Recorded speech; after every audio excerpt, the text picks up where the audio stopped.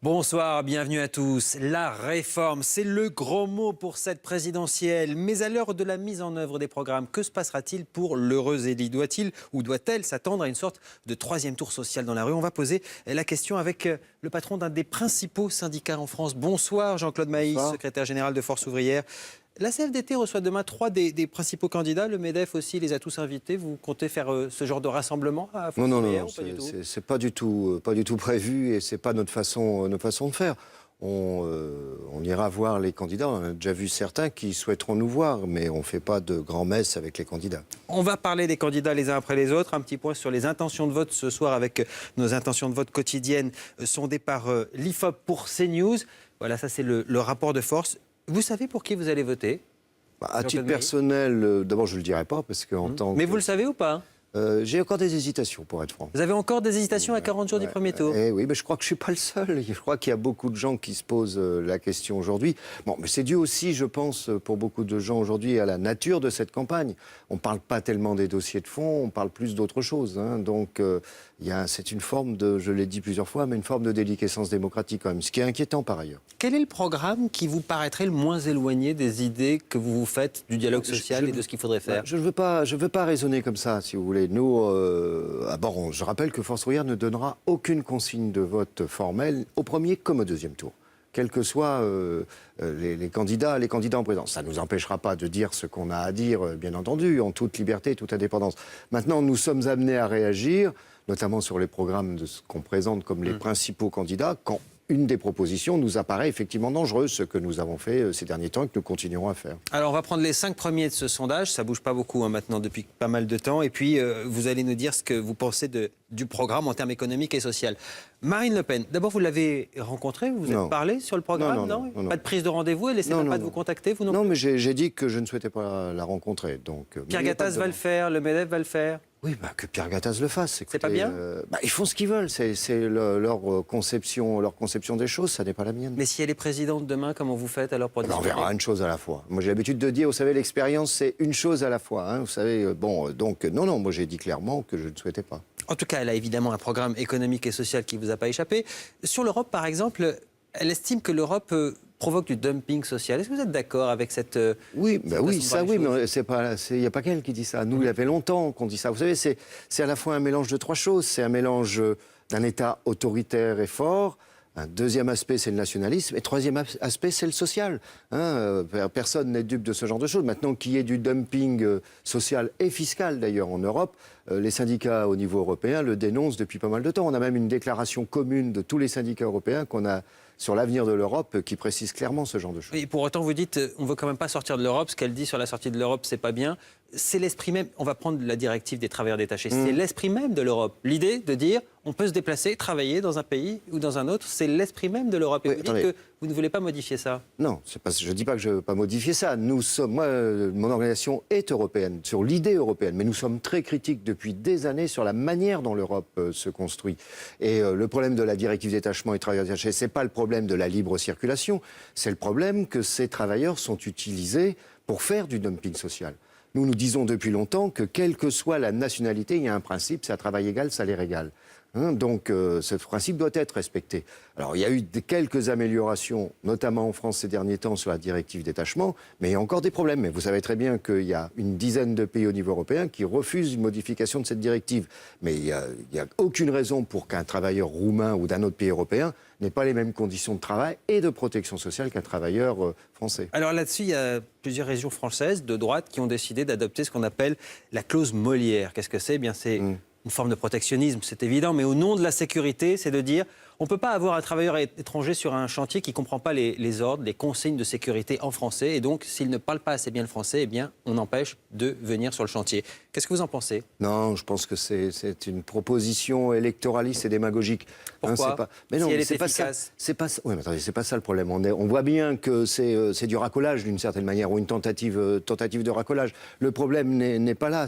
Le problème, est-ce que ces travailleurs, il y a d'autres, quelle que soit la nationalité, réalité, qui peuvent très bien faire leur travail, qu'on peut très bien aider à apprendre le français. Ça, c'est autre chose. Surtout, le problème, mais c'est quand ils arrivent, c'est pour travailler le lendemain sur le chantier. Hein. Oui, et quand ils arrivent, ça va souvent, vite. c'est pour pas être payés comme les autres. C'est ça le problème. Le problème, c'est pas une question de langue. Le problème, c'est une question qu'on les paye pas comme les autres, d'une manière ou d'autre. Vous savez très bien que même dans le cadre de la directive détachée, même si le travailleur en question, il a une fiche de paye qui correspond par exemple au SMIC, on sait très bien que beaucoup d'employeurs retiennent par exemple 300 ou 400 euros pour les loger dans des conditions insalubres. Il est là le problème, il n'est pas sur la question de la langue. Donc là-dessus, vous êtes d'accord avec Pierre Gattaz, finalement. Il est contre. Vous voyez, cette ça loi arrive, immobilière. c'est tellement rare, on peut le étonnant, souligner. mais c'est intéressant à souligner en tout cas. Allez, candidat suivant dans l'ordre d'intention de vote à ce jour, Emmanuel Macron.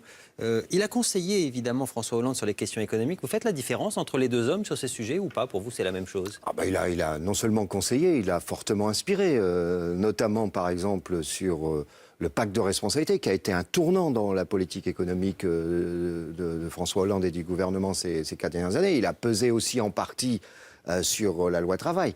Il est, au sens économique du terme, il est libéral. C'est clair.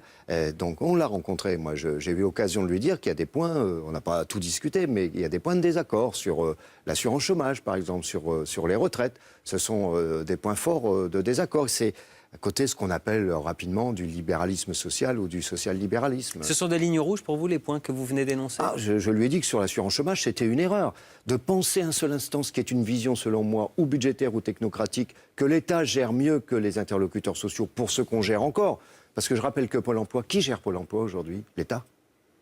La seule chose dont sont responsables les interlocuteurs sociaux, patronat et syndicats aujourd'hui, c'est la négociation, ce qu'on est en train de faire en ce moment, de la convention d'assurance chômage. Sinon, Pôle emploi, c'est géré par l'État aujourd'hui. Bon, pourquoi l'État ne prendrait pas totalement ses responsabilités, justement, en récupérant une partie du financement de l'assurance chômage? Parce qu'il va en faire autre chose de l'assurance chômage.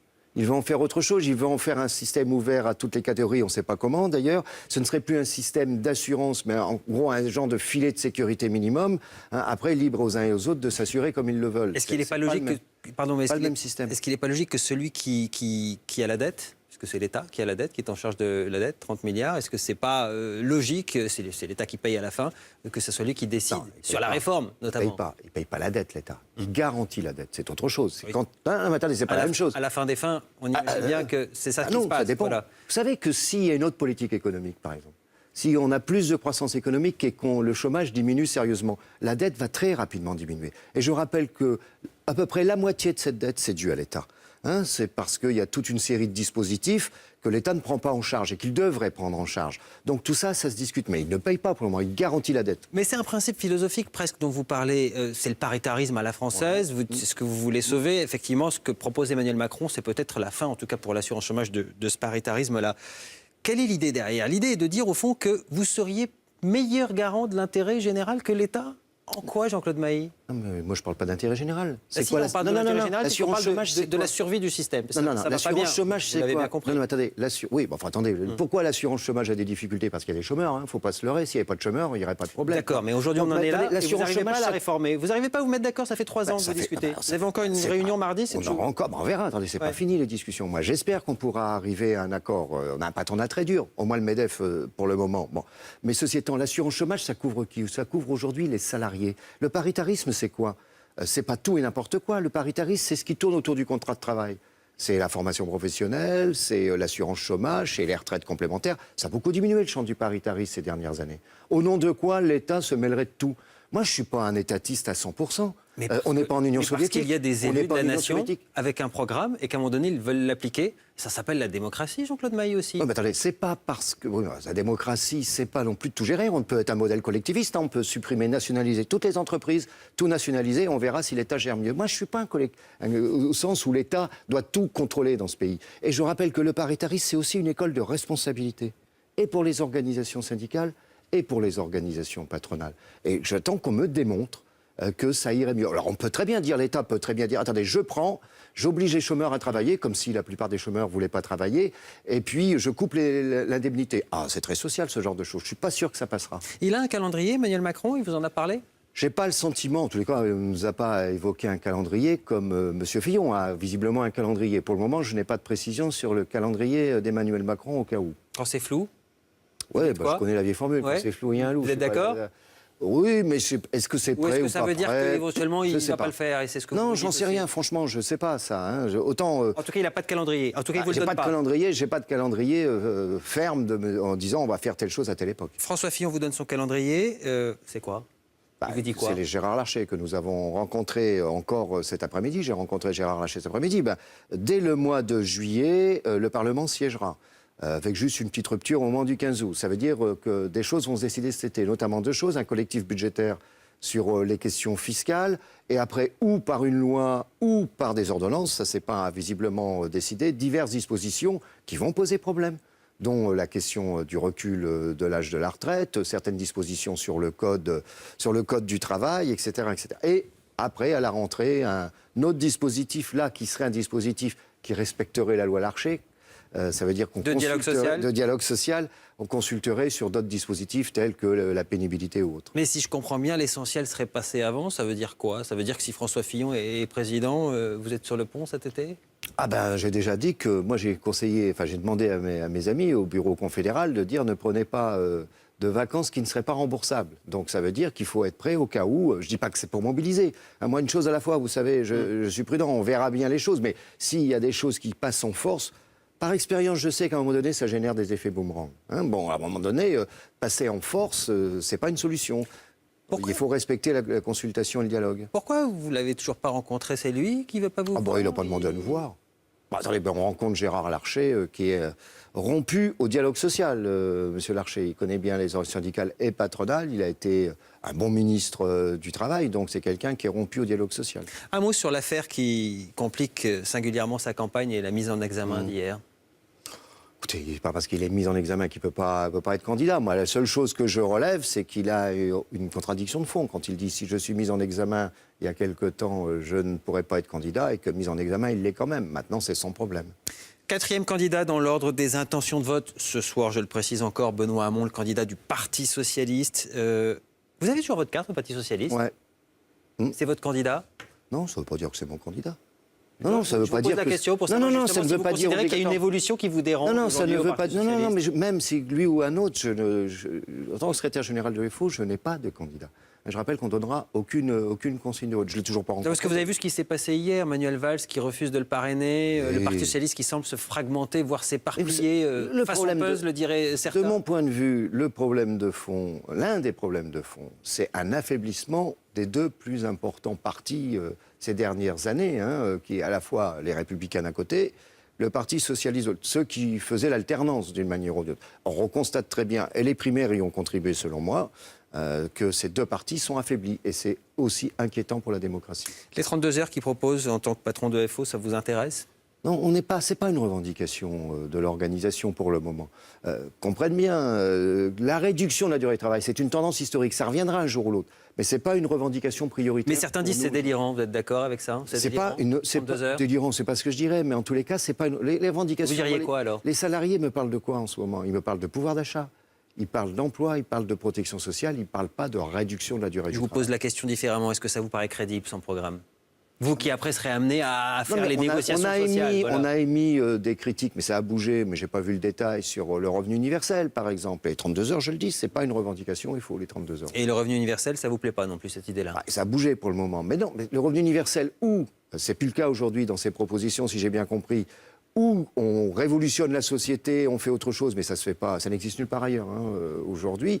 Maintenant, si c'est par exemple pour dire il faut que les étudiantes et les étudiants ne soient pas contraints de travailler pour se payer leurs études et qu'ils aient par exemple 600 € par mois, ça je suis pour, mais c'est pas un revenu universel, c'est une forme de bourse. Vous avez combattu pendant ce quinquennat la loi El Khomri, Myriam El Khomri qui est investie par le Parti socialiste, dont le candidat est Benoît Hamon pour les législatives. Est-ce que tout ça vous paraît cohérent aujourd'hui? Le programme qui est le sien et ses investitures à droite et à gauche. En tous les cas, il a été, ces derniers mois, il avait été critique sur la loi travail, Benoît Hamon. Nous aussi, d'ailleurs, je le rappelle. Ni vous ni lui, maintenant, ne souhaite l'abroger. Vous employez attendez, regardez bien, pendant le conflit, et moi et mon homologue de la CGT, qu'est-ce qu'on disait? On demandait l'abrogation des 4 ou 5 points les plus dur de la loi travail. On ne demande pas l'abrogation sur des dispositifs sur le travail détaché, par exemple. Mais l'un des points clés, c'est pas le seul, c'était ce que j'appelle l'inversion de la hiérarchie des normes. Et ça, on a toujours la même opinion là-dessus. Et regardez bien, vous avez M. Fillon. J'avais dit pendant le conflit, attention, vous entrouvrirez une porte, cette porte, elle risque d'être ouverte complètement demain. M. Fillon, c'est ce qu'il veut faire. Demain, il n'y a plus de négociation de branche, tout dans l'entreprise. Monsieur Macron, Emmanuel Macron aussi. Il parle de la branche, mais on ne sait pas trop comment. Voilà. Mais en tous les cas, non seulement c'était condamnable dans ce qu'ils ont fait, mais c'était un risque qu'ils prenaient. Ça se confirme. Entre les deux, entre le programme de François Fillon et d'Emmanuel Macron, lequel vous inquiète le plus? Parce que sur le papier, sur les deux, il y a beaucoup de points qui sont des lignes rouges pour vous. Oui, écoutez, y compris, prenez le cas de la situation de la fonction publique. L'un dit 500 000 en moins, l'autre dit 120 000. Moi, je dis les deux chiffres sont stupides. C'est pas comme ça qu'on fait. Ce qu'il faut faire, c'est qu'on regarde bien les choses, c'est quoi le rôle et les missions des services publics. Une fois que le gouvernement dit clairement ce qu'il veut faire, qu'il en débatte avec les uns et les autres. Après, on peut regarder qui gère l'État, la région, quels effectifs il faut. Là, on se lance des chiffres à la figure qui n'ont aucun sens. 5e candidat dans l'ordre des intentions de vote ce soir, Jean-Luc Mélenchon. Un mot pour qualifier son programme économique et social? Il est ambitieux. Je ne dis pas que je suis d'accord sur tout, mais c'est quelqu'un d'ambitieux, puis il a une certaine cohérence. Maintenant, on n'est pas obligatoirement d'accord sur tout. Vous vous sentez chez FO plus proche de ce qu'il propose que de ce que proposerait non. Je l'ai rencontré. Non, je ne veux pas rentrer là-dedans. Parce que vous dites ambitieux, certains disent absolument pas crédible, quoi, voilà. Oui, non, enfin, vous savez, la crédibilité, c'est tout à fait subjectif, ce genre de choses. Moi, en tous les cas de figure, et je ne dis pas que je partage ce que disent les uns et les autres, je pense par exemple qu'il y a un débat qui est insuffisamment posé, c'est le débat européen aujourd'hui. Beaucoup de choses décidées dans notre pays comme dans les autres pays européens sont conditionnées par la prise de position, non pas de la Commission européenne, mais des gouvernements au niveau européen. Et tant qu'on n'évoluera pas en la matière, il continuera à y avoir des problèmes. Oui, mais enfin, pour que, en l'occurrence, l'Allemagne évolue... C'est pas sortir de... C'est l'Allemagne qui donne le là. Pour que l'Allemagne évolue, il faudrait peut-être qu'on commence à respecter les engagements qu'on a nous-mêmes pris. C'est ce qu'on nous dit à Berlin. C'est ce que Angela Merkel dira demain à Emmanuel Macron. Je ne pense pas que Wolfgang Schäuble, le ministre des Finances allemand, soit un grand démocrate, en tous les cas. Démocrate peut-être, mais en tous les cas, le social, il ne connaît pas. Regardez ce qui se passe avec la Grèce, c'est ce qu'on impose aux Grecs. Donc il faut réviser les traités européens. Oui, mais Jean-Claude Maillet, réorienter l'Europe, c'est ce que disait François Hollande en 2012. Il a été élu. Et personne ne peut réorienter l'Europe. C'est ça qu'on constate aujourd'hui. Alors vous voulez quoi? À moins d'avoir une parole qui est crédible et respectée. Parce que vous voyez aussi que... Non. Et à ce moment-là, on peut commencer à parler. Je ne suis pas d'accord. On a fait des efforts, faites-en de votre côté. Non, puis après, on est tous morts, économiquement et socialement. Donc ce que va faire Macron demain à Berlin, pour vous, ça n'a pas de sens? Je ne sais pas ce qu'il va faire. Mais il a expliqué, qu'il discute avec Angela Merkel. Rendons la crédibilité de notre parole. Je dis tout simplement, et je suis sûr... À la fin de l'année, même, il a dit. Je suis sûr de ce que je dis. Si François Hollande, au lendemain de son élection, il avait voulu faire ce qu'il avait dit pendant la campagne électorale, ça veut dire vouloir changer certains des critères européens. Je sais qu'il y avait plusieurs pays qui étaient derrière la France et qui attendaient de la deuxième puissance européenne qu'elle prenne ses responsabilités. Sauf qu'il ne l'a pas fait. Voilà. Et donc, à partir de là, à un moment donné, si vous ne menez pas un bras de fer, vous êtes sûr de le perdre. Alors, on n'est jamais sûr de gagner, mais en tous les cas, il y a des critères qu'il faut obligatoirement modifier. Sinon, l'Europe sera rejetée. Et moi, je ne souhaite pas que l'Europe soit rejetée. En tout cas, en prenant les principaux candidats et les premiers, ceux qui semblent avoir une chance d'accéder au second tour, on a un peu le sentiment, à vous écouter, Jean-Claude Maillet, que l'été social va être chaud. Il va y avoir un troisième tour social? J'en sais rien. J'aime pas cette formule, le troisième tour social. Moi, j'en sais rien. Vous savez, moi, mon expérience... Oui, mais c'est un côté politique, c'est pas l'objet. Mon expérience me dit une chose à la fois. Pour le moment, on dit sur les points clés des uns et des autres ce sur quoi on n'est pas d'accord. On a fait connaître, nous, nos positions d'ensemble, pas par rapport au programme, ce qu'on pense, nous, sur la situation européenne, internationale, l'emploi, le chômage, etc. Après, on verra le résultat des élections, et puis après, on verra, on ajustera. Si... ça évolue, tant mieux. Si ça n'évolue pas et qu'il faut mobiliser, on mobilisera. Vous disiez tout à l'heure, le problème fondamental, c'est que ces deux grands partis se sont un peu effondrés. Ouais. Est-ce que, dans la discussion qu'on a, on peut ajouter à cet effondrement celui aussi, d'une certaine manière, du syndicalisme tel qu'on l'a connu? Est-ce que ça fait partie aussi du problème? Moi, je ne... Vous n'êtes pas d'accord pour faire ce parallèle? Je vous rappelle tout simplement qu'il y a beaucoup plus de gens adhérents dans les syndicats que dans les partis politiques aujourd'hui. Alors maintenant que la période ne soit pas facile, chez nous comme ailleurs, il n'y a pas qu'en France, et notamment dans tous les pays européens, c'est dû à la situation économique et sociale. Bon, alors il y a une part de résistance dans ce qu'on fait de manière permanente. Franchement, j'aimerais mieux que ce soit plus conquérant et qu'on arrive à négocier plus facilement. J'aimerais mieux que la négociation assurance chômage se termine correctement pour tout le monde. Ce n'est pas encore fait, peut-être que ça se fera. Mais je ne dis pas que la période est facile, mais je ne considère pas qu'en France comme ailleurs, les syndicats ont démérité. Un dernier mot justement sur cette négociation sur l'assurance chômage. C'est un peu la dernière chance avant, j'allais dire, la présidentielle, de démontrer que le paritarisme dans l'assurance chômage fonctionne encore. Ça veut dire que quoi qu'il arrive, il faut trouver une solution. Sinon, vous ouvrez grand la porte à François Fillon, à Emmanuel Macron pour une pas quoi qu'il arrive. On ne peut pas accepter de ça. n'importe quoi. Je vais vous donner un exemple. Nous pensons qu'il faut relever le plafond des cotisations à l'assurance chômage. Au-dessus, par exemple, de ceux qui gagnent 13 000 euros devraient payer plus. Les artisans sont d'accord. Les PME sont d'accord. Qui bloque? Le MEDEF, parce qu'il protège ses propres intérêts. Vous savez, il n'y a pas beaucoup de salariés qui gagnent plus de 13 000 euros par mois. Et donc, aujourd'hui... Donc, à eux d'évoluer. À eux d'évoluer. Nous, on est prêts à faire certains efforts, je l'ai dit, sur plusieurs choses, mais à eux aussi d'ouvrir une porte. On ne peut pas régler le dossier de l'assurance chômage uniquement en faisant des économies sur le dos des chômeurs. Il faut aussi que les employeurs mettent une part de leur responsabilité dans l'affaire. Alors, c'est pas fini, j'espère que ça se terminera bien, mais on ne signera pas n'importe quoi.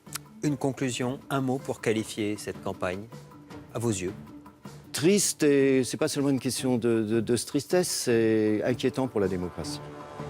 Merci Jean-Claude Mailly Merci à vous d'être venu répondre à nos questions ce soir. On se retrouve juste après la pause. À tout de suite.